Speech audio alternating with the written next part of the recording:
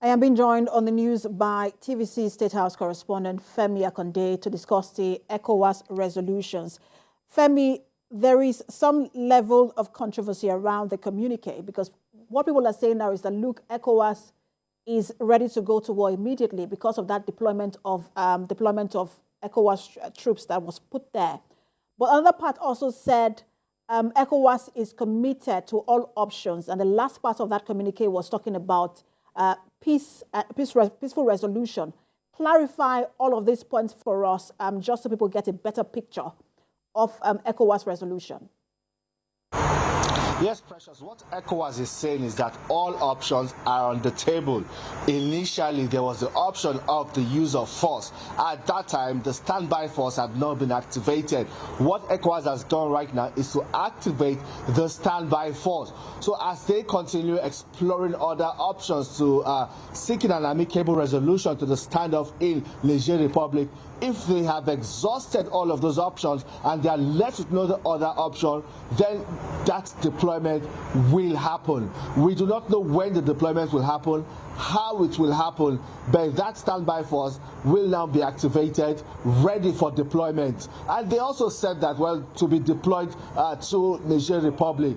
We are again hearing that ECOWAS is trying to still be diplomatic in the language they are using to talk about the deployment of the standby force, because there has been a lot of pushback against the deployment of military forces putting boots on the ground in Niger Republic. But what ECOWAS has done right now is to activate this standby force ready to deploy if all other options fail.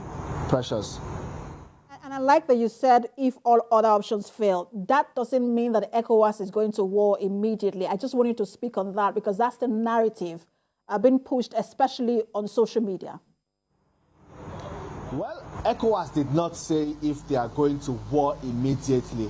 What they have done is to put the standby force, activate the standby force that will be closely monitoring the situation in Niger Republic. And you know that the situation in Niger Republic is also fast developing. Things are changing very fast in Niger Republic. It's just to ensure that, well, the time for there's no that time between activation and deployment is managed, and when the situation deteriorates to the point where ECOWAS needs to move in or send in troops, all of that will be done with the speed of light. It's a bit technical right now. ECOWAS would also in the coming days have to come out to give clarity to what really they mean in their communique, when troops will be moving into the Niger Republic, how the deployment will be done. But one thing that is clear and unambiguous is that the standby force of ECOWAS will be activated. Precious. Thank you so much, Femi, for that update. We'll continue to follow these developments. Our State House correspondent there, Femi, live for us in Abuja.